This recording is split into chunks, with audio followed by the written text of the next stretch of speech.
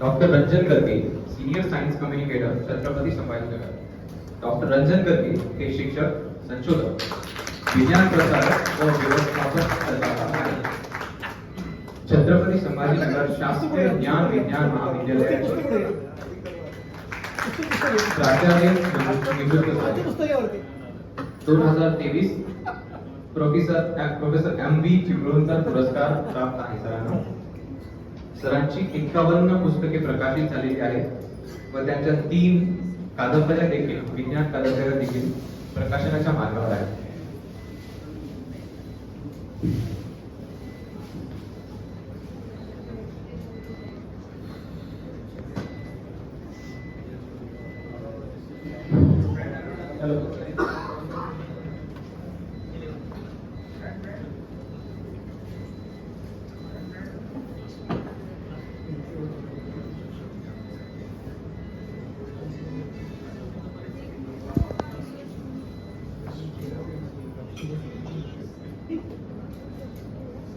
विद्यार्थी विज्ञान मंथन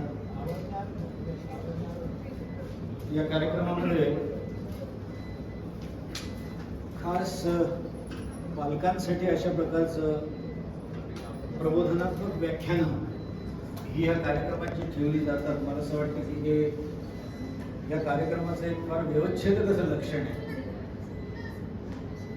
तर हे म्हणाले की बाबा सगळे प्राध्यापक आणि पालक हे बाहेर जरा रेंगाळत आहेत, तर मी त्यांना म्हटलं इथे येऊन रेंगाळू द्या. कारण रेंगाळत रेंगाळत विज्ञान चांगलं समजतं. आपल्या सगळ्यांना माहिती आहे, पण वर्गात जरा टेन्शन खाली असतं. एनिवे, आज जो विषय मी तुमच्याकडे मांडणार आहे तो प्राचीन भारतीय विज्ञान, अर्थातच त्याला जोडून वैज्ञानिक. आणि या विषयामध्ये साधारणपणे आपण त्याचं सूतोवाच केलं की असा एक साधारणपणे समज आहे की एकूण भारतीय वैज्ञानिकांनी असं काय मोठं विशेष केलं असावं आजच्या तुलनेने. भारतीयांनी काही चंद्रावर पाऊल ठेवलंय का? भारतीयांनी काही अणुभंजन केलेलं आहे का? अशी मोठी मोठी कामं जर कुठल्याच भारतीयाच्या नावावर नसतील तर मग भारतीयांनी नेमकं विज्ञान केलं म्हणजे काय केलं?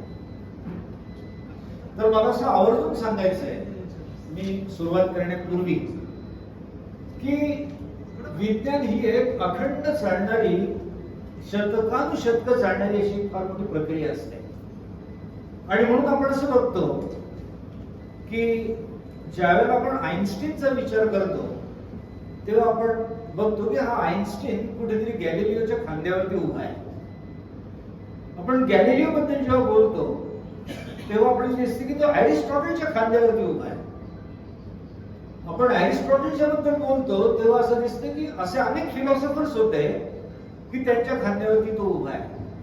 आणि त्यामुळे अशी सगळी मालिका खाली नेतानीत आपल्याला असं दिसतं की शेवटी प्रत्यक्ष उगम कुठे होता आणि खरं जे काही त्याचं श्रेय आहे ते खरं त्या उगमस्थानाला जातं हे आपण मान्य करा. आणि त्या दृष्टिकोनातून आपल्याला इथे बघायचं आहे. आपण सहज कणाद म्हणतो आणि कणादाने ॲटॉमिक सिद्धांताचं सूतोवाच केलं. पण एक लक्षात ठेवा की हे सूतोवाच केलं म्हणून त्याच्या खांद्यावरती रुदरफोर्ड उभा राहिला. त्या रुदरफोर्डच्या खांद्यावरती नील्स बोर उभा राहिला. आणि नील्स बोरच्या नंतर तुम्ही जे आहे ॲटॉमिक खंडन करणारा ओपनहायमर आला. तेव्हा ही सगळी जी मालिका आहे ही सगळी शेवटी कणादापासूनच सुरू होते. आणि अशा रीतीने ज्या काळामध्ये विज्ञान म्हणजे काय हे माहिती नव्हतं, वैज्ञानिक हा शब्दच नव्हता, या सगळ्या लोकांना फिलॉसॉफर्स म्हणायचे. नंतर मग त्यांना निसर्गाचा अभ्यासक म्हणायला लागले आणि त्याच्यानंतर मग आपण त्यांना शास्त्रज्ञ म्हणायला लागलो. तर म्हणून मी तुम्हाला अशा कालावधीत किंवा काळात घेऊन जाणार आहे की जो साधारणपणे इसवी सन पूर्व 5000 वर्ष. आणि त्या काळी जे काही सांगून ठेवलं ते मुळे आपल्यापर्यंत म्हणजे आताच्या पिढीपर्यंत नाही. मी परत ती गोष्ट साधारणपणे 800, 900, 1400 ची करतोय. त्या लोकांनी ते समजून घेण्याचा प्रयत्न केला आणि कुठेतरी लिहून ठेवलं. अदरवाईज ते सुद्धा मौखिक होतं. आणि हे लिहून ठेवलेलं कुठेतरी आपल्याला समजायला मला असं वाटतं अनेक वर्षे गेली, जवळजवळ 1000 वर्षे गेली. आणि 1000 वर्षानंतर दुर्दैवाने अशी परिस्थिती निर्माण झालेली आहे की ते ज्या भाषेमध्ये होतं ती भाषाच मुळे आता लोप पावलेली आहे. संस्कृत पाहिजेच कशाला? ठीक आहे, संस्कृत नको आहे तर तुम्ही हा सांस्कृतिक वारसा जो आहे त्याला मुकलेला आहात, हे देखील त्याच्या पुढचं अगदी सरळ सरळ उत्तर आहे.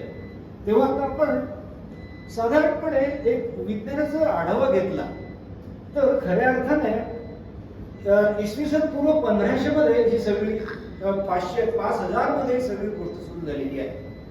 वैदिक काळामध्ये साधारणपणे विज्ञानाच्या अनेक गोष्टींचे संदर्भ मिळतात. ते साधारणपणे इसवी सन पूर्व 600. आणि या ठिकाणी ही सगळं सांगणारी मंडळी होती, सगळी अननोन होती, अनभिज्ञ होती. त्यांची नावं सुद्धा आपल्याला कदाचित माहिती नाहीयेत.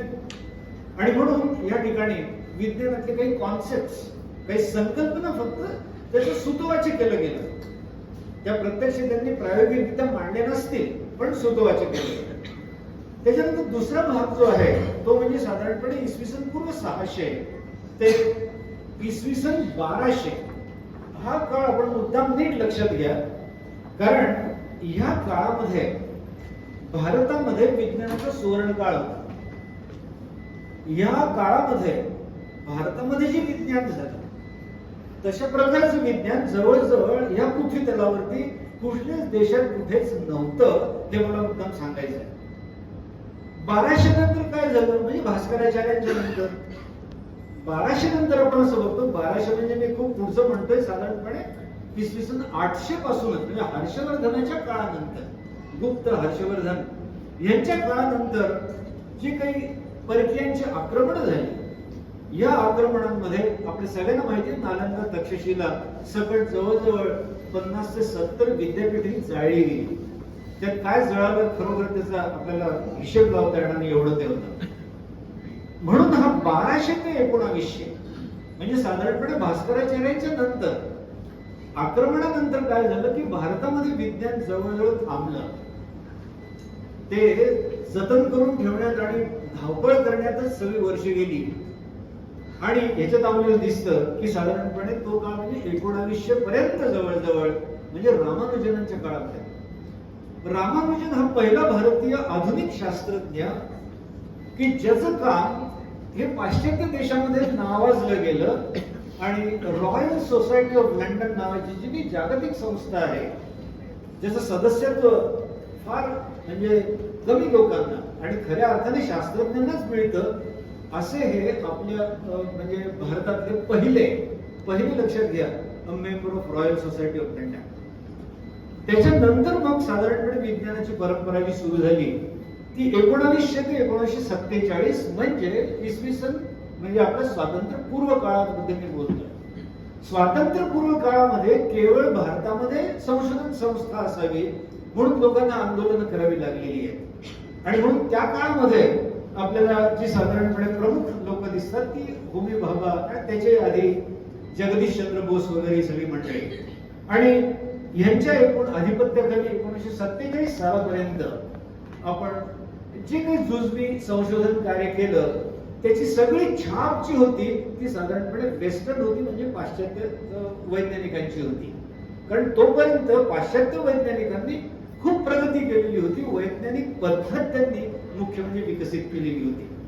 आणि त्याच्यानंतर आपण बघतो की 1947 सालानंतर मात्र आपल्याला असं दिसतं की खऱ्या अर्थाने आधुनिक विज्ञानाचा म्हणजे उगम भारतामध्ये जो झाला तो आपल्या ह्या सगळ्या विविध प्रकारच्या शास्त्रीय संस्था, संशोधन संस्था म्हणजे आपल्या भारतीयांनी भारतामध्ये निर्माण केलेल्या अशा प्रकारच्या संस्था या ठिकाणी आपल्याला दिसतात. आणि अशा रीतीने हा सगळा प्रवास चाललेला आहे. 2000च्या नंतर जर आपल्याला जे दृश्य आहे ते आपण सगळे बघतात आहात. म्हणजे मी आता सहज गप्पा मारताना म्हणत होतो की वसंतराव गोवारीकरांनी 1998 साली आमच्या एका मराठी विज्ञान संमेलनामध्ये असं एक सुतोवाच्य केलं होतं त्यांच्या कीनोट ऍड्रेस मध्ये की भारत हा काही असा आयरा वेगळा देश नाहीये. भारत हा काही तांदूळ गहू विकणारा देश नाहीये, तर हा देश एकेकाळी सगळ्या जगातले सॅटेलाइट्स उडवायची यंत्रणा देणारा अशा प्रकारचा देश होणार आहे. आम्हाला जरा हसू आलं तेव्हा की भारत आणि दुसऱ्यांचे सॅटेलाइट्स उडवणार, म्हणजे आपण एवढे पुढे खरंच जाणार आहोत. नुकतीच इस्रोची स्थापना झालेली होती, पण मित्रांनो आज तुम्ही बघता आज की आमच्या भारताच्या इस्रोकडे आज रांग लागलेली आहे की पुढच्या 5 वर्षामध्ये कुठल्या कुठल्या देशांचे सॅटेलाइट्स कुठे कुठे उडवायचे आहेत, हे आपण लक्षात घ्या. आणि त्यामुळे आपल्याकडच्या ह्या सगळ्या मंडळींनी जे काही परिश्रम घेतले त्याच्यातूनच आपण असं बघतो की विज्ञानाचा हा सगळा इतिहास पुढे जातो. आपल्याला प्राचीन विज्ञान याच्यामध्ये पहिला जो उल्लेख अगदी मुद्दामाने करायला पाहिजे तो म्हणजे सूर्य सिद्धांत. सूर्य सिद्धांत हा इसवी सन पूर्व 1500 मध्ये सांगितलं गेलं. आपण असं बघतो याच्यामध्ये की इसवी सन पूर्व 3000 सालच्या काही विशिष्ट प्रकारच्या उतार्यांमधून देखील त्याच्यामध्ये संदर्भ मिळतात. इसवी सन पूर्व 1500 वर्षापासून जे काही ऋग्वेद संविधान मधले जे काही उल्लेख आहेत ते या सूर्य सिद्धांतामध्ये येतात. लगधा नावाच्या एका ज्योतिषाने काही लिहिलेले जे काही संदर्भ आहेत ते तुम्हाला या सूर्य सिद्धांतामध्ये मिळतात. इसवी सन 800 पर्यंत साधारणपणे या संहितेमध्ये बदल होत गेले. म्हणून मी तुम्हाला म्हटलं की विज्ञान ही एक प्रक्रिया आहे. सूर्य सिद्धांत म्हणजे तो असं काही लिहिला आणि लगेच त्याप्रमाणे काही घडायला लागलं अशा प्रकारे विज्ञानामध्ये कुठलीच गोष्ट घडत नाही, लक्षात घ्या. आणि त्यामुळे साधारणपणे आपण असं बघतो की इसवी सन पूर्व 3000 सालापासून थोडी थोडी त्याच्यामध्ये ऍडिशन करत करत करत आपल्याला दिसतं की इसवी सन 800 पर्यंत याच्या संहितेमध्ये बरेच फरक होत होते. आणि आपल्याला सध्या जो काही भूर्ज पत्रावरती जो खाली दिसतोय तुम्हाला सूर्य सिद्धांत हा संस्कृत भाषेत लिहिलेला, हा साधारणपणे ही जी स्क्रिप्ट आहे ही इसवी सन 1500 ची आहे. पहा अलीकडची म्हणजे इसवी सन 1500 मध्ये आपल्याला लिखित स्वरूपामध्ये सूर्य सिद्धांत हा वाचायला मिळालेला आहे. काय असं सूर्य सिद्धांतामध्ये लिहिलेलं आहे हे थोडंफार का होईना आपल्याला नक्कीच माहिती पाहिजे, कारण हा आपला फार मोठा ठेवा आहे. या सूर्य सिद्धांतामध्ये एकूण 500 श्लोक आहेत आणि त्याचे 14 विभाग आहेत. याच्यामध्ये काय काय सांगितलेलं आहे तर ग्रहांच्या हालचाली लक्षात ठेवा. त्यावेळेला जे काही सगळं ग्रहमंडल आहे हे सगळं पृथ्वी केंद्रित मानलं गेलेलं होतं. कुठपर्यंत मानलं गेलेलं होतं? गॅलिलिओ पर्यंत. आपण सगळे काय समजतो आहोत की आमची पृथ्वी म्हणजे सेंटर आहे आणि त्याच्या भोवती सगळे फिरतायत. परंतु ते एका दृष्टीने समजून घेण्यासाठी सोपं का होतं? कारण काय घडतं आहे सूर्याच्या बाबतीत ते मला पृथ्वीवर बरोबर दिसत आहे ना, आणि त्यामुळे आम्ही स्वतःला केंद्रस्थानी ठेवून आणि या सगळ्या हालचालींचा अभ्यास केला. ग्रहांच्या स्पष्ट स्थिती, दिशा, स्थान, सूर्यग्रहण, चंद्रग्रहण, नक्षत्र या सगळ्या ज्या गोष्टी तुम्हाला दिसत आहेत, सूर्याचं उगवणं, सूर्याचं मावळणं, विश्वरचना, भूगोल, वेळ मोजण्याच्या विविध पद्धती. वेळ मोजण्याच्या पद्धतीमध्ये तर भारताचा हात कोणीच धरू शकणार नाही, हे मी तुम्हाला पुढे सांगणारच आहे. तेव्हा अशा प्रकारे या सूर्य सिद्धांतामध्ये साधारणपणे इतक्या विविध प्रकारच्या विषयांची आपल्याला साधारणपणे तिथे उल्लेख सापडतो. काय एकक होती? म्हणजे एकक याचा अर्थ आपण ज्या काही गोष्टी मोजतो, वेळ मोजतो, या वेळ मोजण्याच्या जे काही एकक होती ती अशा प्रकारे होती. उदाहरणार्थ त्रुटी. त्रुटी याचा अर्थ असा होतो की साधारणपणे 1/33,750 त्याचा सेकंदाचा भाग, म्हणजे 29,06,298 मायक्रो सेकंड्स हे जे आज आपण म्हणतो आताच्या मापनामध्ये. त्याच्यानंतर त्याच्यापेक्षा थोडं जे मोठं होतं ते म्हणजे प्राण. प्राण याचा अर्थ साधारणपणे एका श्वासाला म्हणजे घेण्यासाठी आणि सोडण्यासाठी जो काही कालावधी लागतो तो त्याने 4 सेकंद असा नोंदलेला होता. त्यामुळे एक प्राण म्हणजे 4 सेकंद, एक पळ म्हणजे 6 प्राण म्हणजे 24 सेकंद, एक घटिका म्हणजे 60 पळ म्हणजे 24 मिनिटं, आणि नक्षत्र अहोरात्रम याचा अर्थ साधारणपणे 60 घटिका म्हणजे 24 तासाचं एक परिवर्तन, 24 तासाचा एक दिवस आपण म्हणतो. तेव्हा अशा प्रकारे दिवस मोजण्यासाठी हे जे सगळे ग्रंथ आहेत, या ग्रंथांमध्ये तुम्हाला या त्रुटी, प्राण, पळ, घटिका या भाषेमध्ये हे सगळं तुम्हाला वाचायला मिळणार आहे. आणि मग त्याची रूपांतर तुम्हाला या मॉडर्न एककांमध्ये करून आणि त्याची गणित मांडता येऊ शकतात. आता लक्षात घ्या की सूर्य सिद्धांतामध्ये हे वाक्य फार महत्वाचं आहे. त्या सिद्धांतामध्ये स्पष्ट म्हटलेलं आहे की पृथ्वी ही गोलाकार असून तिच्या भोवती अवकाशात सूर्य आणि इतर ग्रह फिरतात. मी पुन्हा म्हणतोय की हे आज जरी आपल्याला चुकीचं वाटलं तरी हे सिद्ध व्हायला तुम्हाला सांगतोय सिद्ध देखील झालेलं होतं. हे आर्यभट्टाने सांगितलेलं सुद्धा होतं. त्याच्यानंतर मग बऱ्याच मुनींनी हे सांगितलं होतं, पण ह्याचं उच्चारण करणं पुन्हा समजला जात होता. म्हणजे आम्ही काही कमी नाही.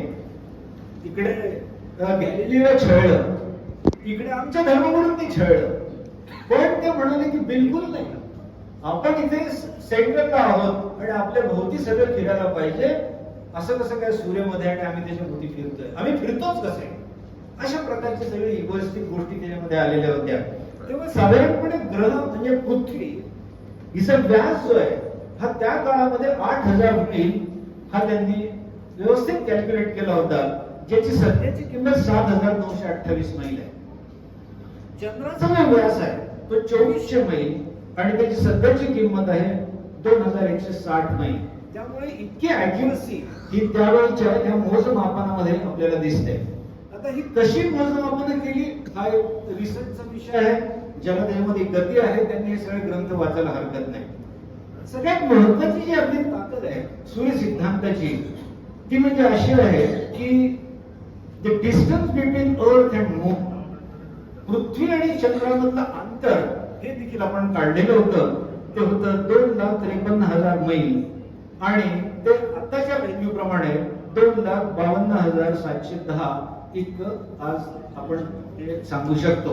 तर अशा प्रकारे ही सगळी अंतर आणि त्याचं मापन ज्यावेळेला दुर्बीण नव्हती, ज्यावेळेला कुठल्या प्रकारचं उपकरण नव्हतं, त्यावेळेला त्यांनी ज्या ज्या पद्धती वापरल्या त्या खरोखरच वाखाणण्यासारख्या आहेत.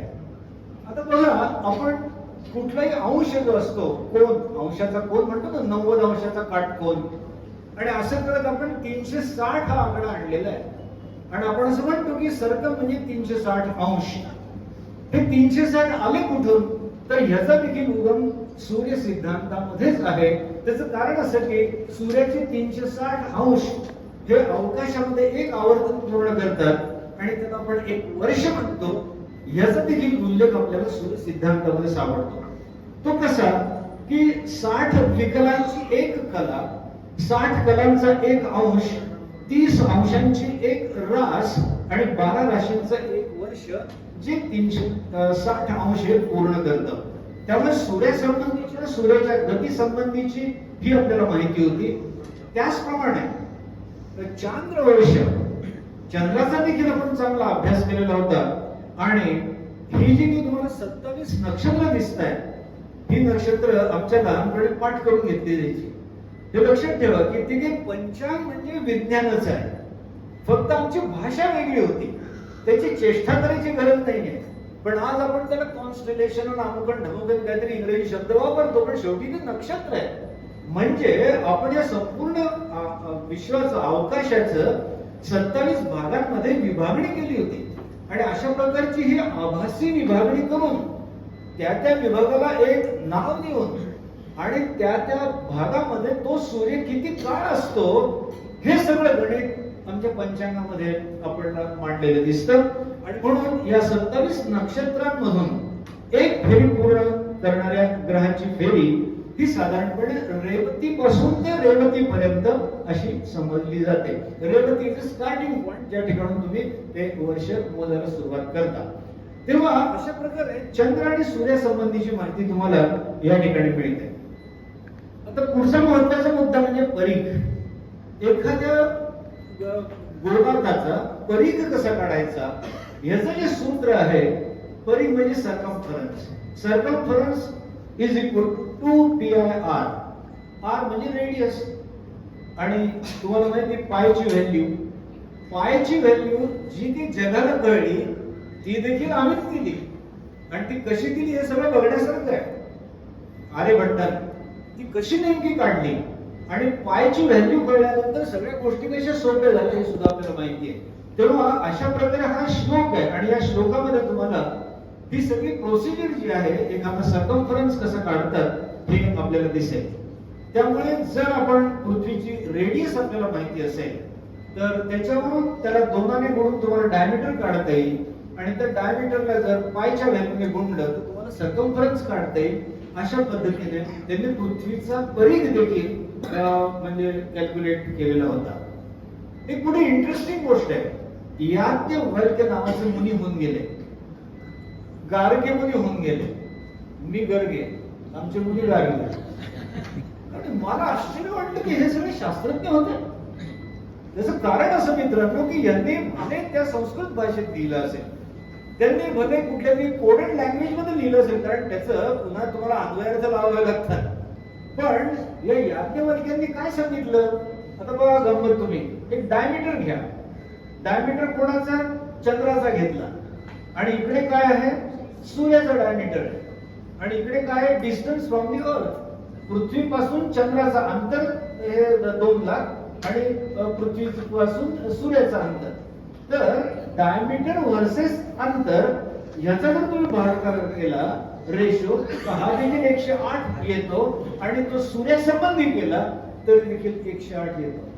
तेव्हा हा 108 नावाचा आकडा या याज्ञवल्क्यांनी आपल्या 19 श्लोकांमध्ये मोठा रंगवलेला आहे. आणि त्याच्यामुळे काय झालं की तो आकडा पवित्र झाला. हे लक्षात घ्या तुम्ही, पावित्र्य जे आहे ना, हे पावित्र्य असं नाही आहे, हे पावित्र्य विज्ञानाचं पावित्र्य आहे. त्याची गंमत तुम्हाला कळली पाहिजे की साधारणपणे हे जे सगळं होत आहे हे कुठेतरी एका विशिष्ट शास्त्रज्ञांनी म्हणा किंवा विचारवंतांनी कुठेतरी कॅल्क्युलेट केलेलं आहे आणि अशा प्रकारचं सादरीकरण दाखवायचा प्रयत्न केलेला आहे. आणि अशाच या आकड्यांच्या खेळ करण्यामध्ये रामानुजन फार पटाईत होते. आणि म्हणूनच त्यांना एका मोठ्या अधिकाऱ्याने अक्षरशः उचलूनच लंडनला नेलं आणि लंडनला जेव्हा त्यांची सगळी कॅल्क्युलेशन बघितली तर तिथले गणिते आश्चर्यचकित झाले आणि त्यांना रॉयल सोसायटीचं सदस्यत्व दिलं गेलं. दुसरं जे सूत्र आपल्याला बघायला पाहिजे ते म्हणजे बोधायन सूत्र. बोधायन शुल्क सूत्र.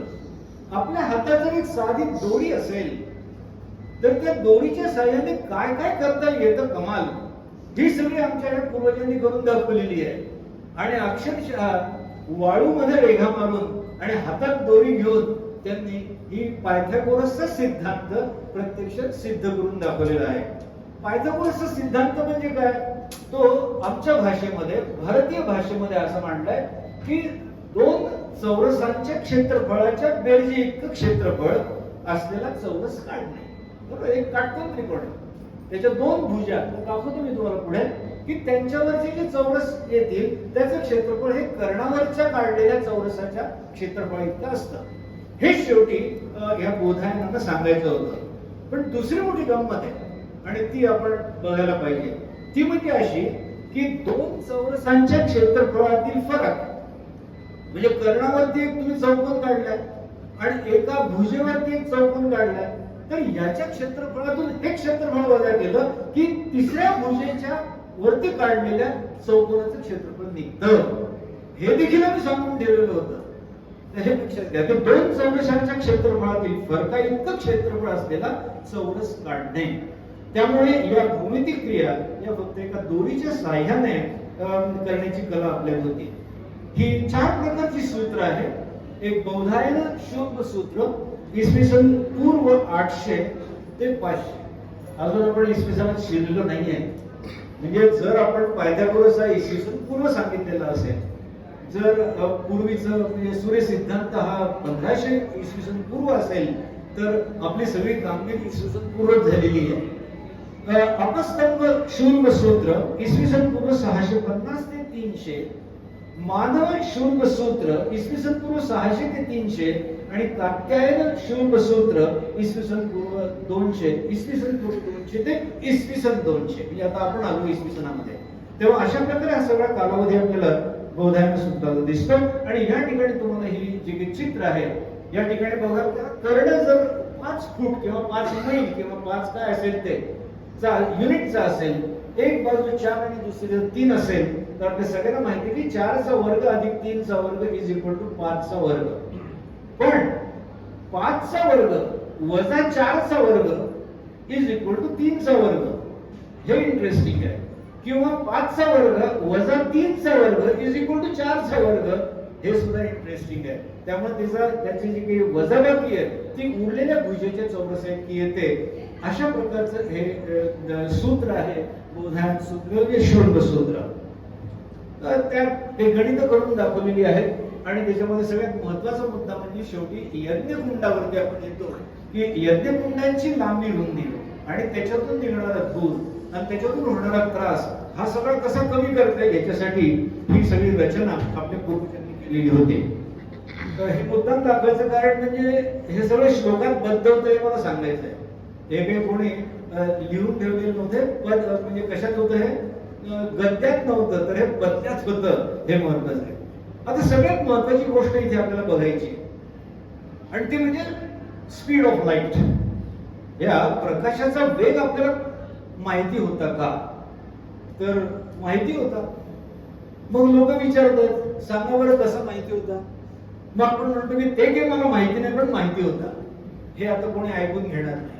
तर कृपा करून हे कॅल्क्युलेशन मुद्दाम आपल्या डोळ्यापुढे मी ठेवतो आहे आणि याचा श्लोकच आहे. तो असं म्हणतो की साधारणपणे त्याचा जो वेग आहे तो 2202 योजन अर्ध निमिषात. आपण म्हणतो सेकंदात, तसं अर्ध निमिष ह्या काळामध्ये 2202 योजने हा लाईट जातो. हा त्याचा वेग. आता ह्याचं सगळं कन्व्हर्शन आपण करण्याचा जेव्हा प्रयत्न करतो तेव्हा बघा की एक योजना म्हणजे 9 मैल. म्हणजे आपण साधारणपणे किती योजना होती? 2202. 2202 याला 9 ने जर गुणलं तर साधारणपणे आपल्याला दिसतं की 9 लाख किती 96,025 बरोबर आहे. इतके साधारणपणे मैल होता. म्हणजे एवढे मैल तो गेला प्रकाश. किती मिनिटात किंवा किती काळात? अर्ध्या निमिषात. मग अर्ध्या निमिषामध्ये नेमकं काय झालं तर साधारणपणे टाइम टेकन इज हाफ निमिष आणि एक निमिष म्हणजे किती ते जर तुम्हाला व्हॅल्यू कळली आणि अर्ध निमिष म्हणजे 0.114286 सेकंड्स लक्षात घ्या. त्याच्यावरून तुम्हाला अर्ध निमिष काढता येईल. मग अर्ध्या निमिषामध्ये जर एवढा तर एका निमिषामध्ये किती किंवा एका सेकंदात किती? आता सेकंद तुम्हाला कळलेले आहे.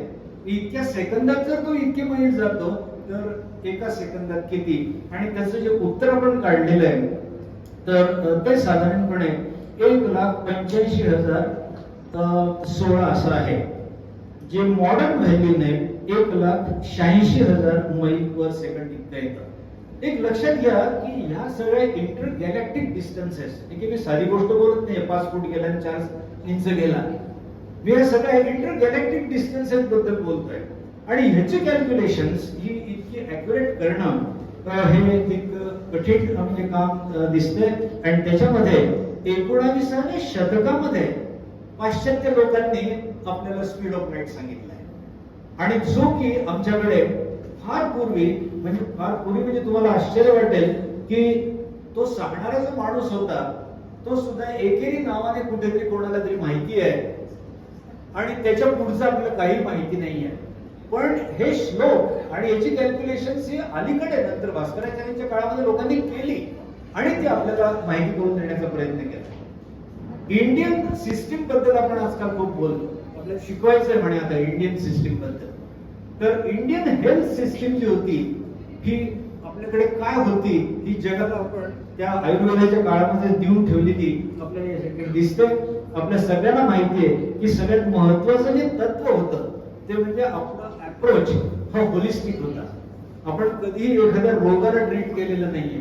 आपण सगळ्या शरीराला ट्रीट केलेलं आहे आणि तो आपलं ते लक्षण होतं वेगळं असं. नंतर आपण वैदिक काळात जातो. ऋग्वेद यजुर्वेद, सामवेद आणि अथर्ववेद. काय होती परंपरा आमची? आमचे 3 गुरु होते. पहिला Atreya, he was the dean of school of internal medicine. Dean याचा अर्थ अभ्यासक. धन्वंतरी दुसरा माणूस, दुसरे ऋषी, school of surgeon, he was a great surgeon. आणि तिसरं जे आहे ते म्हणजे कश्यप, स्कूल ऑफ गायनेकॉलॉजी आणि पेडियाट्रिक्स. तेव्हा हे 3 लोक हे आपले ओरिजिनल अशा प्रकारचे गुरु होऊन गेले आणि यांची परंपरा आपण सगळे पुढे चालवतो आहोत. या धन्वंतरींचा शिष्य म्हणजे सुश्रुत, आत्रेयांचा शिष्य म्हणजे चरक आणि कश्यपांचा शिष्य म्हणजे वाग्भट्ट. यांची नावं सुद्धा तशीच आहेत. सुश्रुत म्हणजे चांगलं ऐकणारा, नंतर दुसरा पण दिसेल तुम्हाला Atreya, the one who travels widely, असे वैद्य होते पूर्वीचे. आणि तिसरं म्हणजे वाग्भट म्हणजे the one who is equal म्हणजे कम्युनिकेटिंग विथ हिज नॉलेज. तेव्हा अशा प्रकारे हे 3 लोक. आणि त्याच्यानंतर जी महत्वाचा आपला गुरु आपण बघतोय तो म्हणजे या सगळ्या डॉक्टर लोकांचा तो म्हणजे सुश्रुत. सुश्रुत संहिता हा जो ग्रंथ आहे हा म्हणजे सर्जरी मधलं हा फार मोठा ठेवा आहे, लक्षात घ्या. आणि याच्यामध्ये ठेवा याच्यासाठी म्हणतो मी की ह्या सुश्रुताने जी काही नोज सर्जरी केली, तुटलेलं नाक जे बसवलं, त्याचे सगळे संदर्भ तुम्हाला मिळतात की ते कसं बसवलं, त्याची प्रोसिजर काय होती, हे तुम्हाला सगळं या श्लोकांमधून पूर्णपणे उद्धृत केलेलं आहे. आणि सुश्रुत संहितेचा अभ्यास केला तर तुम्हाला पूर्णपणे बघायला मिळेल. पण तेव्हा शस्त्र होती का, अस्त्र वापरली जायची का, तर होती. जी काही उपकरणं ही सर्जरीसाठी वापरली जायची त्यांना साधारणपणे त्या प्राण्यांच्या मुखाचं असं नाव दिलं जायचं. व्याघ्रमुख असेल किंवा आणखी काही असेल किंवा अशा प्रकारे ही काही मोठी इन्स्ट्रुमेंट्स. त्याच्यानंतर त्याच्यापेक्षा जी छोटी होती त्यांना साधारणपणे पक्ष्यांच्या ज्या चोची होत्या त्या चोचींच्या आकारानुसार त्यांना नावं दिलेली होती. त्याच्यानंतर आपण बघतो की आता मायक्रो सर्जरी म्हणजे एखादं अगदी बारीक एखादा धागा किंवा काही गोष्ट जर इन्सर्ट करायची असेल तर त्याच्यासाठी ज्या काही सगळी उपकरणं लागतात ती देखील अगदी तुम्हाला नावांसकट दिसत आहेत. याचा सगळा वापर त्यावेळेला सर्जरीत केला जायचा. आणि तुम्हाला दिसेल की सूचने म्हणजे एखादी फाडलेलं एखादी कातडी ही परत कशी शिवायची याच्यासाठी अशा प्रकारच्या सुया देखील होत्या. आता इथं तुम्हाला दिसतंय की सुश्रुत संहितेमधला हा साधारणपणे अध्याय 25 आणि श्लोक 23-24 याच्यामध्ये हे सगळं वर्णन त्याने अशा प्रकारे सुचरिंग कसं करतात या संबंधी माहिती दिलेली आहे. तेव्हा या सगळ्या गोष्टी होत्या, या केल्या गेल्या. पण आज तुम्हाला गंमत दिसेल की आयुर्वेदिक डॉक्टरला सर्जरी करता येत नाही. बघा गंमत कशी आहे. आणि आम्ही म्हणून नेहमी म्हणतो की आयुर्वेदातल्याच गोष्टी ॲलोपॅथीवाल्यांनी पळवल्या. पेनिसिलिन नावाचं अँटीबायोटिक, पेनिसिलिन नावाचा अँटीबायोटिक काय आर्टिफिशियल आहे का, कृत्रिम आहे का? नाही, तो देखील नैसर्गिक एका बुरशीने टाकलेली घाण आहे. पण तिचा अभ्यास त्यांनी केला, आम्ही केला नाही. आणि म्हणून माझा दावा असतो नेहमी की अँटीबायोटिक्स, पेनिसिलिन घ्या, स्ट्रेप्टोमायसिन घ्या, हा सगळा आयुर्वेद आहे. फक्त आम्हाला तो कळला नाही एवढंच फक्त दुर्दैवाचा भाग आहे. कारण हे सगळे नैसर्गिक प्रोडक्ट्स होते आणि ते शेवटी आपल्याला जीवदान ठरलेले आहे. सुश्रुतानंतर तुम्ही इकडे येताय चरकाकडे. तर चरकाला थोडा मोठा सिद्धांत मांडलाय, prevention is better than cure. आपण फिलॉसॉफी म्हणून वापरतोय वाक्य, पण हे आमच्या गुरूंनी सांगून ठेवलंय. दुसरं फार महत्वाचं आहे, कॉज अँड इफेक्ट रिलेशनशिप. तुम्हाला सांगतो सध्या विज्ञानामध्ये आणि संशोधनामध्ये कॉज इफेक्ट रिलेशनशिप मध्ये गोंधळ चाललेला आहे. कशामुळे काय होतं हे शोधून काढणं म्हणजे संशोधन. आणि याच्यामध्ये सध्या एकची बंडबाजी केली जाते आहे की कशाचा संदर्भ कशाला लावून केव्हा तरी तो रिसर्च पेपर आपला ठपका मारा आणि तो पब्लिश करा, पण तिथे कॉज इफेक्ट रिलेशनशिप नसते. तेव्हा हा अतिशय बारकाईने त्यांनी सांगितलेला मुद्दा आहे की कॉज इफेक्ट रिलेशनशिप वरती भर द्या. महत्वाचा मुद्दा म्हणजे मायक्रो ऑर्गॅनिझम, सूक्ष्म जंतूंमुळे काही होतं याचा मात्र कुठे तुम्हाला उल्लेख सापडत नाही. याच्यावरती बऱ्याच आयुर्वेदाचार्यांची माझी झालेली आहे मुखोद्गत फक्त. आणि त्यांना मी सांगितले कुठेतरी मला एखादा श्लोक दाखवा पण तसा काही कुठे उल्लेख सापडत नाही. पण विशेष म्हणजे हार्ट, लक्षात घ्या, हृदय हे एका कप्प्याचं असतं असा उल्लेख तुम्हाला आयुर्वेदामध्ये सापडतो. आयुर्वेदाचा दोष नाही आहे. तुम्हाला आश्चर्य वाटेल की ॲलोपॅथीमध्ये कित्येक वर्ष हृदय हे एका कप्प्याचं असतं म्हणून शिकवलं गेलेलं आहे. त्याचं कारण म्हणजे फाडणार कोण, ही प्रेत उघडून बघणार कोण, आणि म्हणून एक कल्पना होती की एकीकडून रक्त येतं दुसरीकडून जातं, एक कप्पा असतो. पण त्याच्यानंतर मग आपण बघतो की ही सगळी प्रगती झालेली आहे. पिंगल हे नाव तुम्हाला जरा आश्चर्यचकित करून टाकणार वाटेल. मॅथमॅटिक्स मध्ये बायनरी नंबर्स, कॉम्प्युटर मध्ये वापरले गेलेले बायनरी नंबर्स याचा शोध या पिंगल नावाच्या ऋषींनी लावलेला आहे. मी मुद्दाम ते बायनरी काढून दाखवलेलं आहे. म्हणजे जर तुम्ही डेसिमल मध्ये 11 म्हणलात, डेसिमल मध्ये 11 आपण आकडा काढतो ना, तर त्याला जर तुम्हाला कॉम्प्युटरच्या भाषेत लिहायचं असेल तर ते तुम्हाला 1011 असं लिहावं लागेल. साधी गोष्ट आहे, 8वी 9वी ते शिकवतात की दोघांना भागत जायचं. तर 2×10, 11तून 10 गेले 1 उरला, तो 1 तिथे लिहा. 2×4, 5तून 4 गेले उरला किती 1. आता 2 1 2तून 2 गेले 0, आणि हे उलट्या क्रमाने लिहायचे. खालचा 1 पहिल्यांदा लिहायचा, मग 0 लिहायचा, मग 1 आणि मग 1. मला असं वाटतं की कॉम्प्युटर चालवायचा कसा याची भाषाच मुळे जगाला जर कोणी दिली असेल तर ती 2000 BC मी काय बोलतोय लक्षात. इसवी सन पूर्व 200 मध्ये या आचार्य पिंगल यांनी बायनरी सिस्टीम ही विकसित केलेली होती. कणादांचं मी तुम्हाला सांगितलंच की कोणाच्या खांद्यावरती कोण उभा आहे. मला असं वाटतं की Oppenheimer is standing on Kanad only. पण कणादांचं म्हणणं काय होतं की एखाद्या मॅटरचा सगळ्यात बारीकातला बारीक सूक्ष्म कण जो असतो तो म्हणजे ऍटम, आणि त्याने त्याला इनडिव्हिजिबल म्हटलं. इनडिव्हिजिबल म्हणजे याचा अर्थ तो तुम्हाला परत त्याचं खंडन करता येत नाही. परंतु आपण असं बघतो की शेवटी ह्याच ऍटमचं खंडन करण्याची जी काही सगळी प्रक्रिया आहे ही नील्स बोरने शेवटी शोधून काढली. ओपन हायमरने तिला प्रॅक्टिकल रूप दिलं आणि अणुशक्ती ही आपण त्याच्यातून बाहेर काढू शकलो. तेव्हा अशा प्रकारे विज्ञान हे विकसित होत जातं, आणि म्हणून बऱ्याच वेळेला इतिहासातले संदर्भ हे बरेच इरिलिव्हंट वाटतात, परंतु ते कुठेतरी इनिशिएट करणारे असतात, ज्याच्यामुळे भविष्यामध्ये काम करणाऱ्या लोकांना प्रेरणा मिळते. आर्यभट्ट, जगामध्ये आर्यभट्ट आणि भास्कराचार्य हे 2 शास्त्रज्ञ आंतरराष्ट्रीय कीर्तीचे शास्त्रज्ञ म्हणून मान्यता पावलेले आहेत. त्याचं कारणच असं आहे की या लोकांनी जे काम करून दिलं ते काम पाश्चात्य लोकांना समजायला 200 वर्ष लागली. 200 वर्षानंतर त्यांनी जे शोधून काढलं ते आर्यभट्टाने आणि भास्कराचार्यांनी आपल्या सगळ्या ग्रंथांमध्ये आधीच लिहिलं होतं, पण हे समजून घ्यायला पुन्हा आणखीन काही कालावधी गेला, आणि म्हणून आर्यभट्ट 476 ते 550. कोण होते आर्यभट्ट?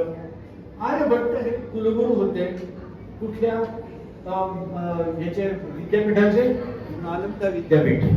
नालंदा विद्यापीठ आता जे सगळं सजवलेलं आहे ना, त्याचे सगळे रिमेन्स तसेच ठेवलेले मुद्दाम. त्या परिसरामध्ये या महान माणसाने आर्यभट्टाला व्हाईस चान्सलर किंवा कुलगुरू पदाची शपथ ही बुद्धगुप्ताने दिलेली होती. बुद्धगुप्त हे जे काही घराणं आहे त्याचा आदिपुरुष ह्या माणसाने 23व्या वर्षी हिंदू कुमाराचा व्हाईस चान्सलर, आणि त्यांनी अनेक सिद्धांत त्या ठिकाणी मांडले. पहिली गोष्ट, अर्थ मूव्स अराउंड द सन, पृथ्वी सूर्याभोवती फिरते, हे निर्भीडपणे सांगणारा पहिला माणूस म्हणजे आर्यभट्ट. आणि दुसरी एक गोष्ट लक्षात घ्या की पृथ्वी ही फक्त सूर्याभोवती फिरत नसून ती स्वतःभोवती फिरत फिरत सूर्याभोवती फिरते. हे मात्र जगाला माहिती नव्हतं, आणि म्हणून मग दिवस आणि रात्र कसे होतात हा तिथून मुद्दा निघाला. त्यामुळे पृथ्वी स्वतःभोवती फिरत असताना ती सूर्याभोवती फिरत असते, फार महत्वपूर्ण सिद्धांत. आज जरी तो अगदी सोपा वाटला तरी सोलार आणि ल्युनार एक्लिप्स यांचं अतिशय उत्तम विवेचन हे आर्यभट्टाने दिलेलं आहे. त्याच्यानंतर 23 तास 56 मिनिटं आणि 4.1 सेकंद एवढा वेळ म्हणजे एक दिवस असं कॅल्क्युलेशन कोणाचं होतं? आर्यभट्टांचं होतं. आणि आज आपण मॉडर्न पद्धतीने जर गेलो तर 23 तास 56 मिनिटं 4.1 च्या ऐवजी 4.091 सेकंड एवढाच फक्त फरक आहे. इतकी अॅक्युरसी या आर्यभट्टांच्या मापनामध्ये होती हे आपल्याला या ठिकाणी दिसत आहे. त्यामुळे रोटेशन ऑफ द अर्थ हा फार महत्वाचा मुद्दा आहे. आर्यभट्ट यांनी पायची व्हॅल्यू 3.1416 इतक्या डेसिमल पर्यंत सर्वप्रथम जगाला माहिती करून दिली. त्यांनी शून्याचा शोध लावला. आर्यभट्टांनी शून्याचा उच्चार केला, त्यांनी त्याचा शोध लावला. परंतु ब्रह्मगुप्ताने ब्रह्मस्फुट सिद्धांतामध्ये पहिल्यांदा या झिरोची व्हॅल्यू कशी वापरायची गणितामध्ये हे पहिल्यांदा सांगितलं. त्यामुळे हा परत प्रवास आहे शून्याचा. And therefore what is the contribution of Indian scientist? एक मोठा माणूस म्हणलं की the contribution of Indian scientist is zero. So what is zero? Zero is this great zero, ज्याच्यामुळे आपण सगळं एवढं मोठं करू शकत आहोत. तेव्हा आपल्याला शेवटी एक परार्ध पर्यंत मोजता तरी कसं आलं? एकावरती 17 शून्य दिलेली आहेत आणि आपण ती जर अशी मोजायला सुरुवात केली तर इथे पहा, एकम दहम शतम सहस्त्र दशसहस्त्र लक्ष दशलक्ष कोटी दशकोटी अब्ज खर्व निखर्व महापद्म शंकू जलधी अंत्य मध्य परार्ध. एक परार्ध म्हणजे 17 शून्य इथपर्यंत आपण व्यवस्थित मोजू शकत होतो. त्यामुळे हे इंटरगॅलेक्टिक डिस्टन्सेस ची मक्तेदारी फक्त भारतीय लोकांचीच आहे. मापन पद्धती फक्त आम्हाला उत्तम माहिती होती हे त्याचं उदाहरण. आणि म्हणूनच आपण माहिती की 1975 साली जो काही उपग्रह सोडला 19 एप्रिल रोजी, त्याला आपण आर्यभट्टाचं नाव दिलेलं आहे. तेव्हा Aryabhatta was a great man. पायाची व्हॅल्यू तरी कशी काढली पहा.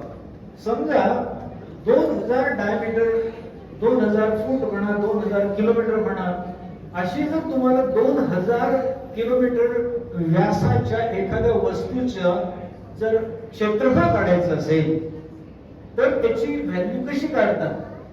ऍड 4 to 100 किती झाले? ऍड 1 to 100 104 झाले की नाही? आता पुढे काय करायचं? मल्टिप्लाय बाय 8, त्या 104 ला 8 ने गुणा and then add 62,000. लक्षात घ्या, ते उत्तर 62,832. हा झाला सर्कमफरन्स, ज्याचा डायमीटर 2000 आहे. आणि त्याच्या खाली तुम्ही त्या डायमीटरला काय केलेलं आहे? एक शून्य देऊन 20,000 त्याला भागलेलं आहे डायमीटरने आणि त्याचं उत्तर आलंय 3.1416. तेव्हा या प्रकारच्या एका श्लोकामध्ये त्याने कशा प्रकारे पायची व्हॅल्यू काढतात हे दिलेलं आहे. आणि पाय ही गोष्ट शून्य इतकीच महत्वाची आहे. शून्याचं क्षेत्रफळ काढायला तुम्ही पाय लागतो आणि तो पाय नसेल तर लंगडा माणूस काही क्षेत्रफळ काढू शकत नाही. तेव्हा अशा प्रकारे हे पाय. त्रिकोणाचं क्षेत्रफळ कसं काढायचं लक्षात घ्या. हे सुद्धा आम्हाला या सगळ्या भारतीय शास्त्रज्ञांनी विविध प्रकारच्या सूत्रांमध्ये सांगून ठेवलेलं आहे. त्याच्यानंतर माधवाज इन्फायनाइट सिरीज. माधव म्हणजे कोण? तर माधव आम्हाला कोण माहिती नाही. या माधवाने प्रचंड एक मोठी सिरीजच या पायच्या व्हॅल्यू साठी लिहून ठेवली आणि त्या ठिकाणी त्याने किती डेसिमल पर्यंत याची व्हॅल्यू काढावी तर 3.14159265359 इथपर्यंत त्याने त्या पायची व्हॅल्यू ही आपल्याला सांगितलेली आहे. तेव्हा तंत्र संग्रह हा जो नीलकंठाने लिहिला 1445 ते 1545 मध्ये नीलकंठ या माणसाने तंत्र संग्रह नावाचा ग्रंथ लिहिला आणि या ग्रंथामध्ये या माधव सिरीजचा उल्लेख आहे. आता माधव कधी झाला आम्हाला माहिती नाहीये. तेव्हा अशा प्रकारे ही सगळी मंडळी आहे यांनी एकूण पायची व्हॅल्यू काढण्यामध्ये फार मोठे योगदान दिलेलं आहे. आणि इथे जॉन वेल्स यांनी मात्र 1655 साली आणि अब्राहम याने 1717 साली पायची व्हॅल्यू जगाला दिली. म्हणजे आपण किती पुढे होतो हे आपल्या लक्षात येईल. आणि पायची किंमत हाच मुळे एक करिश्मा गणितामधला समजला जातो हे आपल्या लक्षात आलं असेल. आणि नंतर मग हा जो ब्रह्मगुप्त, हा ब्रह्मगुप्त फार हुशार होता. ब्रह्मगुप्त हा व्याघ्रमुख या राजाचा ऍस्ट्रॉलॉजर होता राज दरबारामध्ये. यांनी ब्रह्मस्फुट सिद्धांत नावाचं एक पुस्तक लिहिलेलं आहे. आणि या स्फुट सिद्धांतामध्ये त्यांनी लक्षात घ्यावं का सूर्य केंद्रित सिद्धांताचा प्रणेता म्हणतात. हा सगळा गोंधळ घालवणारा माणूस म्हणजे ब्रह्मगुप्त. हा म्हटलं की काही नाही, सूर्य हाच मध्ये आहे आणि आपण सगळे त्याच्या भोवती फिरतो आहोत. आणि मला हे सांगायला आता मी निर्भयपणे पहिल्यांदा सांगणारा म्हणजे ब्रह्मगुप्त. आणि तो हा ब्रह्मगुप्त सिद्धांत किंवा ब्रह्मस्फुट सिद्धांत याच्यामध्ये त्याने त्याचा उल्लेख केलेला आहे. So he formulised the mathematical principle of zero. म्हणजे मग शून्याने कुठल्याही संख्येला गुणलं तर शून्य यावं, बरोबर आहे. शून्याने एकाला भागलं, एकाने शून्याला भागलं, नेमकं काय म्हणायचं, ही सगळी रचना मुनींनी केलेली आहे. आणि he brought the concept of algebra. लक्षात घ्या, अल्जेब्रा हा इतका महत्वाचा आहे की जी गणित तुम्हाला कधीही सोडवणं शक्य नाहीये, त्या ठिकाणी त्या एखाद्या गोष्टीला क्ष मानणं आणि ते क्ष मानून पुढे जाणं हा एक नवीनच कॉन्सेप्ट होता. आणि हा जगाला देणारा माणूस म्हणजे ब्रह्मगुप्त हे लक्षात घ्या. त्याच्यानंतर विस्तार भास्कराचार्यांनी पुढे खूप केला आणि बीजगणित हे उदयाला आलेलं आहे. नाहीतर याच्यापूर्वी क्ष म्हणजे काय, क्ष मानून कशी गणित करायची हे साधारणपणे माहिती नव्हतं. गणकचक्र चूडामणी नावाचं अवॉर्ड यांना त्या काळात दिलं गेलं होतं 629 साली. मी नेहमी म्हणतो की हे नोबेल पारितोषिक होतं त्यावेळेस. त्याच मला वाटतं त्या स्टेचरचं हे सगळं काम असावं. त्यामुळे ब्रह्मगुप्ताने त्याची जी लेमनास डिग्री इनडिटर्मिनेट इक्वेशन्स आहेत, आता मॉडर्न भाषेमध्ये बोलायचं तर इनडिटर्मिनेट इक्वेशन्स याचा हा माणूस उद्गाता मानला जातो. जी इक्वेशन्स या एल्यूर आणि लाग्रांज आपल्या सगळं माहिती आहे. या माणसांनी 1768 मध्ये जगाला दिली. जी गोष्ट 1800 साली 1818व्या शतकामध्ये जगाला सांगितली गेली ती मात्र ब्रह्मगुप्ताने आपल्याला किती पूर्वी सांगून ठेवलेली होती. फक्त अर्थ आपल्याला लागायचे होते. आणि म्हणून मी तुम्हाला म्हटलं की जवळजवळ 200-500 वर्षानंतर पाश्चात्य लोकांनी जेव्हा आमच्या गणिताचा अभ्यास केला तेव्हा त्यांच्या लक्षात आलं की हे तर 500 वर्षापूर्वीच्या लोकांनी सांगून ठेवलेलं आहे. कदाचित त्यांच्या इतकं नीट व्यवस्थित त्याची रचना नसेल, परंतु कॉन्सेप्ट मात्र खूप क्लिअर होत्या. या ठिकाणी फार महत्वाची गोष्ट आहे की साधारणपणे ही सगळी जी काही रचना आहे आपल्या ग्रहमंडळाची, याच्यामध्ये हे जे सगळे ग्रह आहेत हे सूर्याच्या भोवती कसे फिरतात, यांच्या कक्षा कशा असतात, तर आपल्याला लक्षात येईल की साधारणपणे जवळजवळ म्हणजे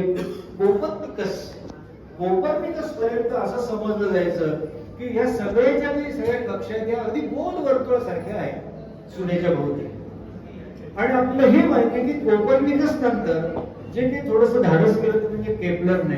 आणि केपलरने पहिल्यांदा सांगितलं की नाही, ह्या रचना ह्या ज्या सगळ्या कक्षा आहेत ह्या इलेक्ट्रिकल आहेत, अंडगोलाकृती आहेत, त्या काही अगदी गोलाकृती नाही आहेत.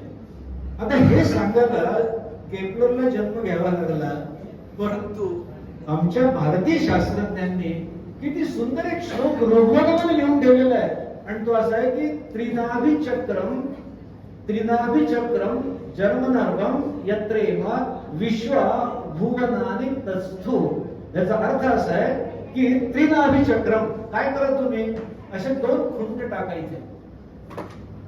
लक्षात आलं, 2 खुंट काढले, एक अशी स्लिंग घ्या, वर्तुळाकार दोरी घ्या, ती दोरी त्या 2 खुंटांमध्ये अडकवा आणि त्याला एका खिळ्याने ताणून घ्या. दिसते तुम्हाला कसं ताणलंय, असं ताणून घ्या आणि ते फक्त गोल फिरवा, ते फक्त जमिनीवरती गोल फिरवा, म्हणजे तुम्हाला इलेक्ट्रिकल आकार मिळेल. लक्षात घ्या. आणि तुमच्या सगळ्या चिरंजीवांना सांगा की चल ड्रॉ द इलेक्ट्रिक्स म्हटल्यानंतर त्याला हाताने काढायचं नाहीये, युक्ती आहे त्याची, कंपास वापरायचा नाहीये. तर ही युक्ती आहे त्याची, आणि ही युक्ती आम्हाला ऋग्वेदात सांगून ठेवली आहे. ती का सांगितली? त्याचं कारण म्हणजे आम्हाला माहिती होतं की हे सगळे जे काही प्लॅनेट्स आहेत they are revolving not in a circular form but electrical form, आणि मग यांची रचना कशी मांडायची म्हणून या लोकांनी अक्षरशः वाळूमध्ये अशा प्रकारचे इलेक्ट्रिकल फॉर्म्स काढून आणि प्रत्येक ग्रहाचे जे काय गती आहेत त्या गती सिद्ध केलेल्या आहेत. हे केवळ नंतर सांगितलं आपल्याला, लक्षात घ्या केवढं अंतर आहे. आणि म्हणून आपलं विज्ञान हे कॉन्सेप्च्युअल पातळीवरती किती पुढे गेलं होतं हे आपल्या लक्षात येईल. ही काही ग्रहणासंबंधीचे आहे.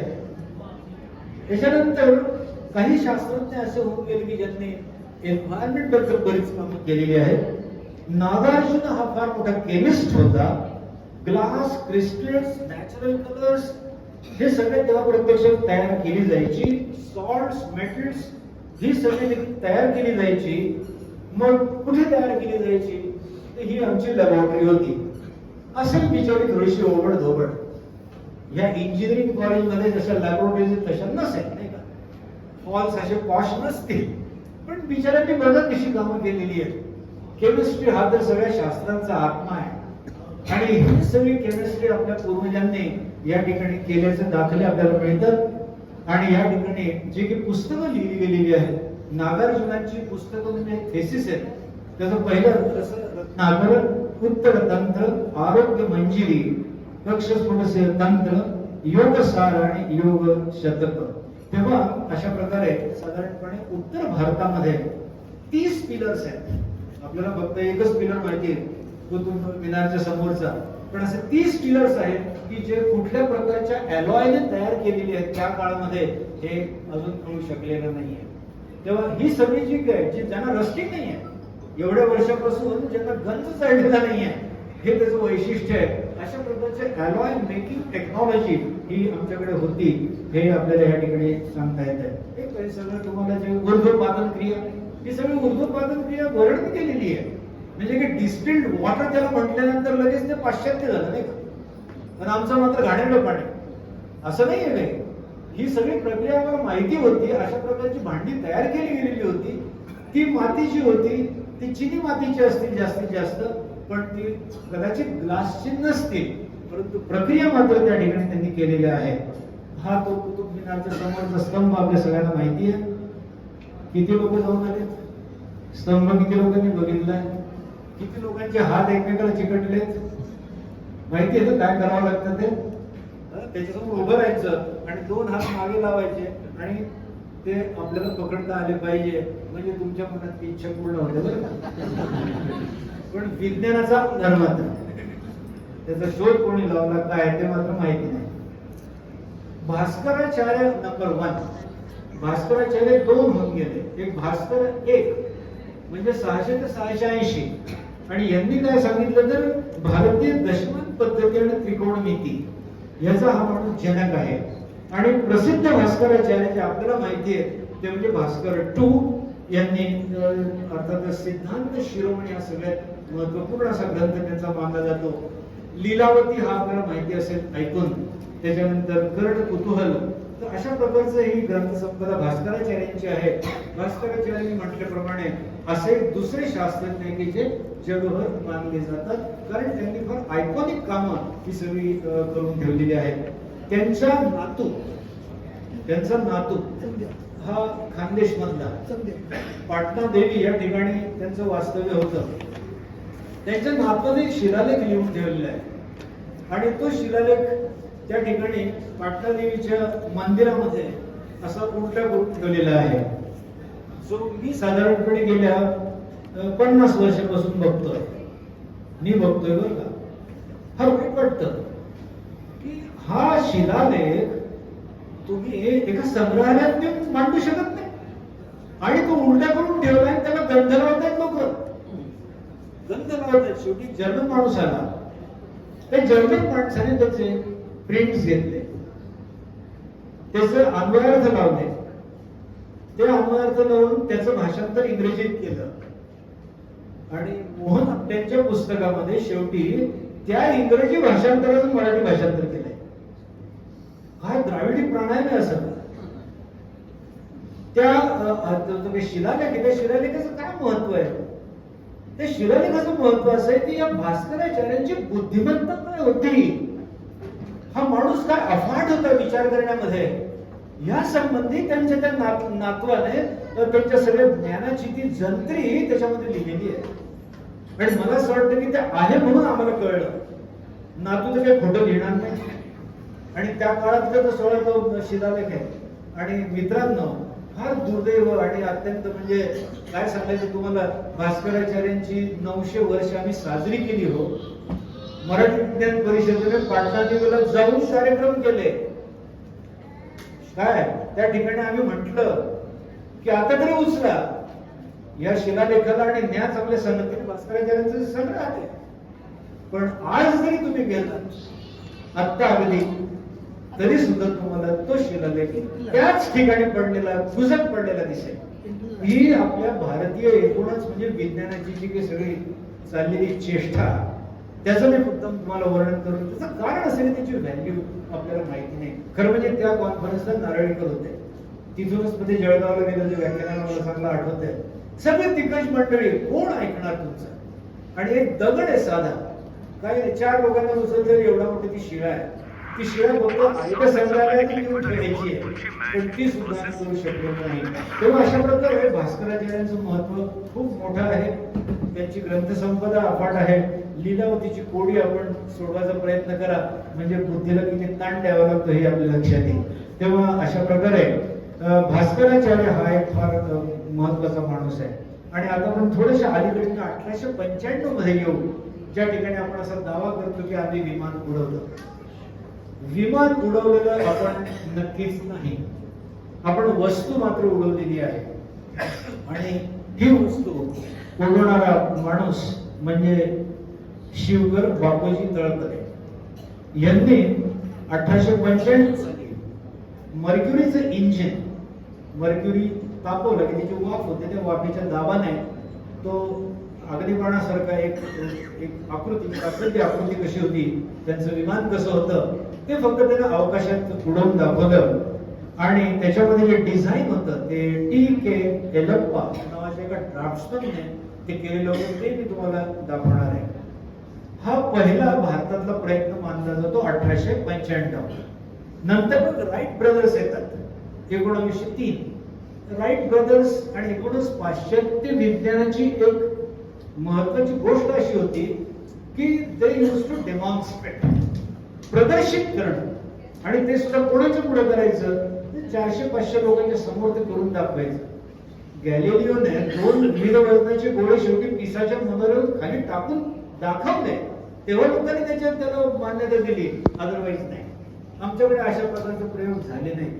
असं म्हणतात की त्या दिवशी चौपाटीवरती लोकमान्य टिळक आणि सयाजीराव गायकवाड हे हजर होते. नेमके हजर होते का ते आपल्याला नक्की माहिती नाहीये, पण टिळकांनी मात्र त्या काळातल्या केसरीमध्ये ह्या इव्हेंट वरती अग्रलेख मात्र लिहिलेला आहे. आणि त्याचा नमुना आपल्याकडे आहे, तो थोडासा मी तुम्हाला दाखवणार सुद्धा आहे. आणि त्याच्यामुळे दस्तऐवज हा कसा जतन करून ठेवावा लागतो हे लक्षात घ्या. हे जे विमान होतं हे तळपदे वारल्यानंतर त्यांच्या घराच्या बाहेर त्याचा सांगाडा पडला होता. अक्षरशः एक ब्रिटिश माणूस आला आणि तो म्हणला की हा सांगाडा मला विकत द्याल का? घरातली मंडळी म्हणाली नाहीतरी आडगळच आहे, घेऊन जा. नशीब तो ब्रिटिश माणूस होता आणि म्हणून ते तुम्हाला एका संग्रहालयामध्ये ब्रिटनमध्ये बघायला मिळतंय. बघा काय गंमत आहे, ही दुसरी मी व्यथा सांगतोय तुम्हाला. आणि हे जर तुम्हाला बघायचं असेल का, हा तो माणूस मारुत सखा नाव होतं त्या यंत्राचं. आणि साधारणपणे 20 मीटर हे उडालं.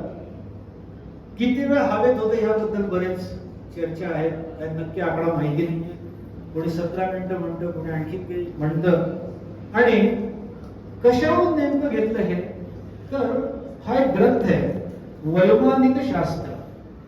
हा ग्रंथ ज्या पंडिताने लिहिला आहे त्या माणसाचं नाव आहे पंडित सुब्बाराव शास्त्री. साधारणपणे 1866 ते 1941. पण त्याची सगळ्यात गंमत अशी आहे की या ग्रंथाचं भाषांतर कोणी केलंय बघा. या ग्रंथाचं भाषांतर करणारा एक इंग्रज माणूस आहे, लक्षात घ्या. आणि ही was a founder director of international academy of Sanskrit research. दुसरा गोंधळ सांगतो मी तुम्हाला मुद्दाम. ही भारतातल्या संस्कृत अकॅडमीचा एक डायरेक्टर नशीब माझा ब्रिटिश होता, हे म्हणायची वेळ आलेली आहे. त्याला तर कळलं हो काय भानगडी. आणि त्याने विमानशास्त्राचं सगळं पुस्तक इंग्रजीमध्ये भाषांतरित केलं. या लोकांना नाही त्याची किंमत तर जाऊ द्या. आणि ते जगा पुढे आलं. तुम्हाला दुसरा एक स्फोट करतो मी आज की मराठी विश्वकोश म्हणजे शब्दकोश. मराठी शब्दकोशाचा उद्गाता कोण आहे? मराठी शब्दकोशाचा उद्गाता हा डेक्कन कॉलेजचा त्यावेळेचा ब्रिटिश प्राचार्य आहे. काय गरज होती त्याला? त्याने सगळे शास्त्री बोलवले, त्याने सगळे मराठीतले उत्तमातले उत्तम लोक बोलवले आणि तो असं म्हणाला की संस्कृत प्रचुर अशा प्रकारचे मराठी शब्द तयार करा, तर तुम्हाला काहीतरी या मराठी भाषेला काहीतरी भविष्य आहे. हे एक इंग्रज सांगतो आणि परत नशीब आपलं की डेक्कन कॉलेजला ब्रिटिश माणूस होता. हे मी तुम्हाला एक चेष्टा म्हणून सांगत नाहीये, ही फॅक्ट आहे. आणि हे सगळं त्यांनी केलं, सुरुवात केली. दुसरी गोष्ट, आता 3 ग्रंथांचं प्रकाशन झालेलं आहे. महाराष्ट्र राज्य साहित्य आणि संस्कृती मंडळाला प्रकल्प मी सादर केला होता. 1847 ते 1947 या स्वातंत्र्यपूर्व 100 वर्षामध्ये मराठीच्या विज्ञानाची परिस्थिती काय होती. इतक्या अफाट आणि सुंदर प्रमाणात सगळे संदर्भ सापडले. त्या काळात ते ग्रंथ रिप्रिंट केलेले आहेत. मूलभूत विज्ञानाचा एक 550 पानांचा ग्रंथ आहे. एक उपयोजित विज्ञान अप्लाइड सायन्स आणि तिसरा आहे इंडियन मॅथमॅटिक्स वरती तो तिसरा ग्रंथ आहे. ह्या ग्रंथांमध्ये जेव्हा आपण डोकवतो त्यावेळेला हॅट्स ऑफ टू महाराजा सयाजीराव गायकवाड. महाराजा सयाजीराव गायकवाड हा एकमेव हिंदुस्थानमध्ये होता का मग की ज्या माणसानं सांगितलं तेव्हाच्या विद्वानांना की पटापटा हे ग्रंथ मराठीत भाषांतरित करा. जे मी सगळे छापलेत ना माझ्या ग्रंथांमध्ये ते सगळे ते मुद्दाम कोठा झाल्यात त्याच्यात.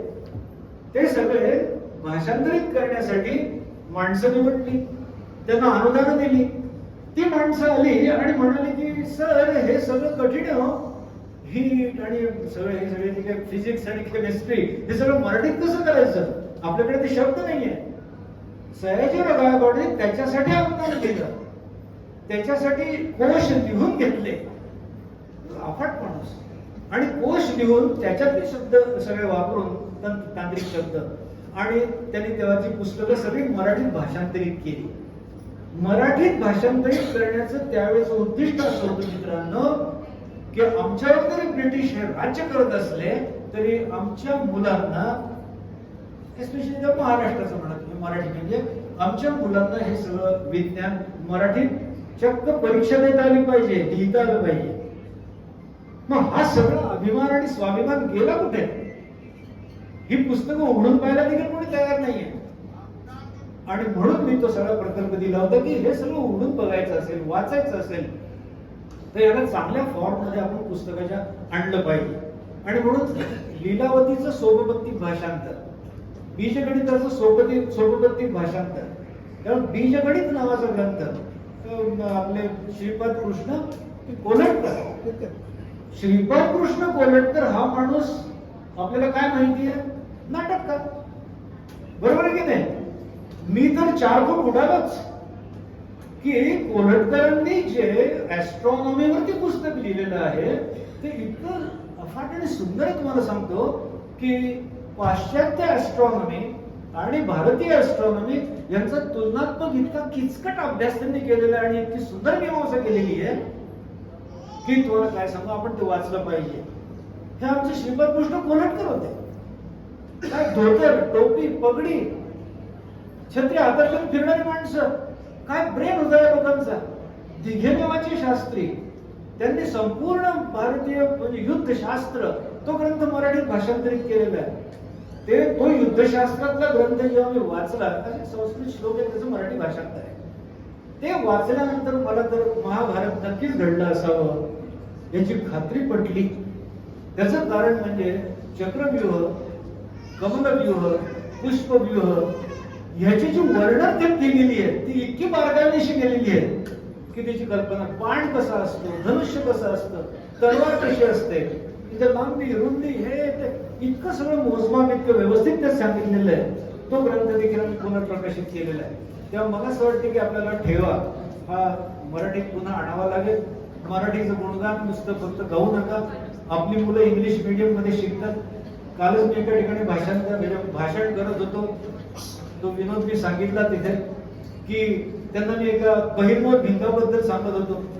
अध्यक्ष महाराज उभे राहिले माझ्या भाषणानंतर आणि म्हणाले, इथे 250 विद्यार्थी बसलेत, म्हणले बहिर्मोह भिंग म्हणजे काय?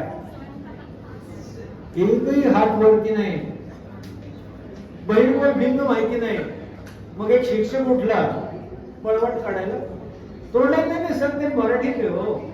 बरं म्हणतो थोडे करून किती मराठीत जाऊ द्या. पुढे काय तुमचं म्हणणं काय? त्यामुळे ते सेमी आहे ना आता सगळं चाललेलं. म्हटलं ठीक आहे, मग सेमी मध्ये तुम्ही काय म्हणतात त्याला? कॉन्व्हेक्स म्हणतात तर कॉन्कॅव म्हणतात. हात खालीच. कॉन्व्हेक्स हे माहिती नाही, बहिर्गोल हे माहिती नाही, माहिती काय? आणि मी त्याच्यावरती घडलेला एक मोठा किस्सा सांगितला होता. तेव्हा अध्यक्ष महाराज म्हणले, तेव्हा ते गडकरी काय सांगितलं त्यांचं की कळलं की नाही तुम्हाला, कारण त्याचा बेस हा बहिर्गोल नव्हता. ही परिस्थिती समाजामध्ये झालेली आहे. आपण पालक आहात म्हणून मुद्दाम सांगतोय की आपल्या पाल्याला आपण जेव्हा शिकवाल तेव्हा ते कदाचित त्या पुस्तकामध्ये इंग्रजीत असेल, पण त्याचं आकलन हे मराठीमध्ये फार चांगल्या पद्धतीने होईल. आणि म्हणून त्याला मराठीत देखील सांगायचा प्रयत्न करा. भिंग म्हणजे चक्क खिशात भिंग घेऊन त्याला दाखवाय भिंग असतं. त्याला बाहेर जाऊन सूर्यप्रकाशामध्ये भिंग धरा हातात. त्याचा सगळा भिंग कागदांवरती आणा, तो कागद जळून दाखवा. आणि तो कागद जळाल्याशिवाय त्या मुलाला त्या भिंगाचं महत्व कधीच पडणार नाही. भिंग हे तर चष्म्यासाठी नाही आहे. भिंग हे एखादी गोष्ट फोकस करण्यासाठी आहे, हे लक्षात घ्या. तेव्हा ह्या सगळ्या गोष्टी आहेत. हा आराखडा गेलं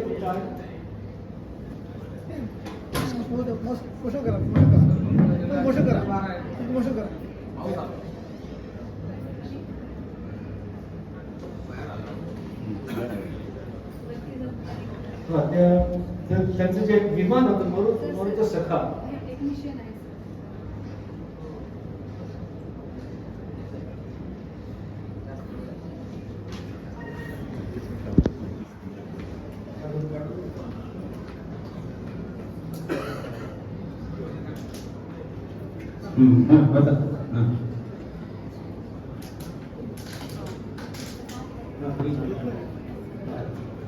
हे जे तुम्हाला दिसतंय हे त्या घराच्या बाहेर पडलेला सांगाडा, आणि जो त्या ब्रिटिश माणसाने मागितली तेवढी किंमत पटकन दिली आणि तो घेऊन गेला. केसरी मधला हा तो अग्रलेख आहे. ज्या अग्रलेखामध्ये याच्या चौपाटीवरच्या डेमॉन्स्ट्रेशन बद्दल आपल्याला वाचायला मिळतं. आणि त्यामुळे ही घटना आहे हे सिद्ध होतं. आणि अर्थातच या स्लाइडने मी त्याचा शेवट करतोय. त्याचं कारण असं की शेवटी इंडियन मॉडर्न सायन्सचा उद्गाता कोण, तर तो म्हणजे पहिला नोबेल विजेता, भारतीय विजेता, त्यांचं नाव सी.व्ही. रामन. सी.व्ही. रामन यांनी 28 फेब्रुवारी 1928 साली आपला रमन्स इफेक्ट हा शोध जो आहे तो पत्रकार परिषद घेऊन अशा पद्धतीने लोकांना सांगितला. आणि विशेष म्हणजे किती पहा, 28 फक्त 2 वर्षात म्हणजे 1930 साली त्यांना नोबेल पारितोषिक मिळालं. जर नोबेल पारितोषिकाचा इतिहास बघितला तर मित्रांनो 50 वर्षापर्यंत त्या माणसाचं जे काही योगदान आहे ते ही कमिटी समजू शकत नाही. आणि दुसरा नियम असा आहे की तो शास्त्रज्ञ जर त्या काळात मेला तर त्याला तुम्हाला दिलं जात नाही. त्यामुळे तुम्हाला शोधही लावायचा आहे, जिवंत राहायचं आहे. म्हणजे तो शोध किती महत्वाचा असला पाहिजे. आणि या माणसाने तर 2 वर्षात जगाला दाखवून दिलं की हा शोध किती महत्वाचा आहे. त्या शोधाबद्दल विवेचन मला इथे करायचं नाहीये, पण सांगायचं एवढंच आहे की 28 फेब्रुवारी हा दिवस त्याच्यामुळे आपण विज्ञान दिन म्हणून साजरा करतो. आपल्या सगळ्यांच्या मुलांच्या शाळेमध्ये विज्ञान दिन कदाचित साजरा केला जात असेल तर 28 फेब्रुवारी का म्हणून मी एकाला विचारलं तर तो म्हणाला बहुतेक सी.व्ही. रामन यांचा जन्म झाला असावा. त्याला म्हणते जन्म तर नाही झाला बाबा, मग तुम्हाला मृत्यू झाला असावा. आपल्याकडे दोनच गोष्टी माहिती आहेत. बरोबर की नाही? फ्रान्स मध्ये जर लुई पाश्चर इन्स्टिट्यूटला आपण व्हिजिट दिली आणि मी जेव्हा ती व्हिजिट दिली आणि जेव्हा बघितलं तिथे कुठेही परिसरामध्ये लुई पाश्चरचा पुतळा नाहीये सर. तिथे कोणाचा पुतळा माहितीये?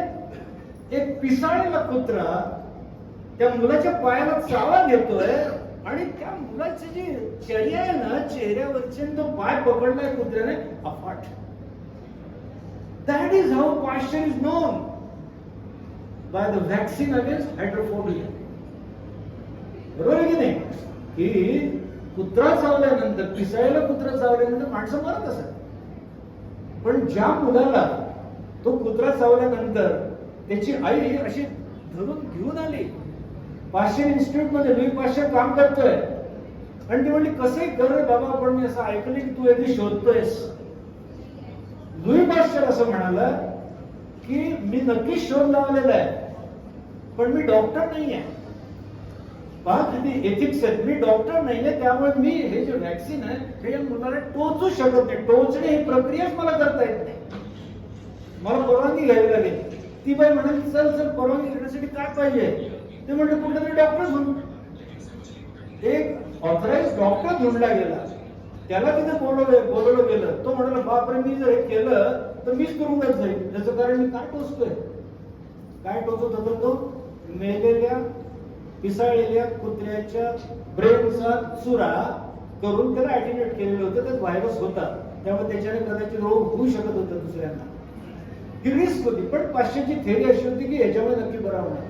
आता ही थेअरी परत मी सांगत बसत नाही, पण थेअरी हे हा एक्स्ट्रॅक्ट होता, ब्रेनचा एक्स्ट्रॅक्ट होता आणि तो सुद्धा पिसाळलेल्या कुत्र्याच्या ब्रेनचा त्याला मारून त्याचा एक्स्ट्रॅक्ट काढलेला होता. तो म्हणला की ह्याच्याने नक्की बरं व्हायला पाहिजे. आता तर टोचायचं कोणी? शेवटी त्या डॉक्टरने रिस्क घेतली, लुई पाश्चरने रिस्क घेतली आणि ज्या मुलाला ते टोचलं तो मुलगा जिवंत राहिला.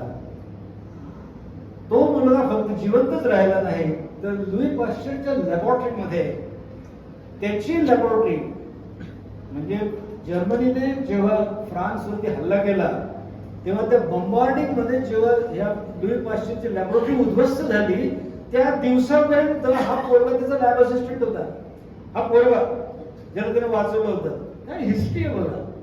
आणि ज्या वेळेला बॉम्बस्फोट म्हणजे बॉम्बगोळे वर्षाला लागले तेव्हा ह्या मुलाने जो वयस्क झालेला होता तो म्हणाला की मी आता ह्या लॅबोरेटरीची सेवा करू शकणार नाही आणि म्हणून त्याने आत्महत्या केल्याचं इतिहासात लिहिलेलं आहे.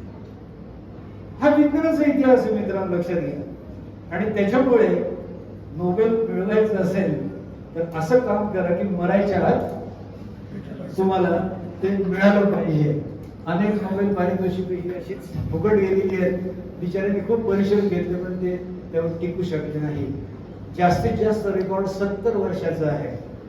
म्हणजे ज्या माणसाने रॉस नावाच्या माणसाने व्हायरसेसमुळे कॅन्सर होतो हे प्रथम जगाला सांगितलं तेव्हा ते कोणालाच पटलं नाही आणि जवळजवळ 70 वर्षानंतर नशीब तो जिवंत होता त्याला नोबेल पारितोषिक त्यावेळेला देण्यात आलं. कारण मध्ये इतके प्रयोग झाले, इतके सिद्धांत आले की अरे तो बरोबर होता बरं का असं म्हणण्याची वेळ आली. तेव्हा हा सगळा करिश्मा आहे. भारत देखील आपल्या अवकाश शास्त्रामध्ये खूप प्रगती करतोय, आपण सगळे ऐकलं असेलच. तेव्हा this is the beginning of the modern science of India. आणि इथून तो मात्र आपल्या प्रयोगशाळा, आपले शास्त्रज्ञ, त्यातले कामं, इंडियन इन्स्टिट्यूट ऑफ सायन्स, आता निघालेली आयसर, या सगळ्या ठिकाणी हे सगळं होत आहे. तेव्हा हे व्याख्यान मला वाटतं आयोजित करण्यामागचं महत्वाचं उद्दिष्ट असेल मित्रांनो की आपल्या पाल्याला जर आपल्याला इंजिनियर करायचं असेल तर त्याला इंजिनिअरिंग सायन्स मधला शास्त्रज्ञ बनवा. जर डॉक्टर बनवायचं असेल तर मेडिकल सायन्सेस मधल्या रिसर्च करून त्यातला शास्त्रज्ञ बनवा. पैसे खोऱ्याने उडणारा बिलकुल डॉक्टर बनवू नका.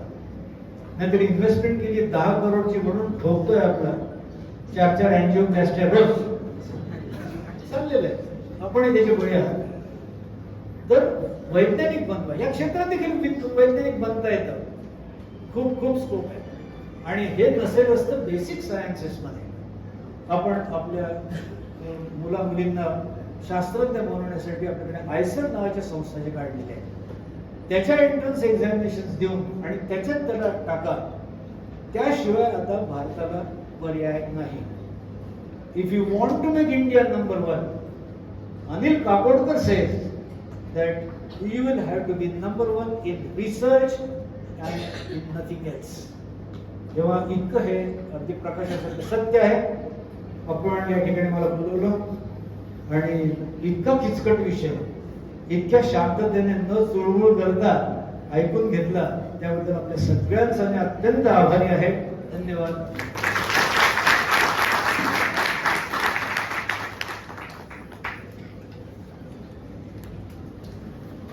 Thank you sir. आता यानंतर पालकांना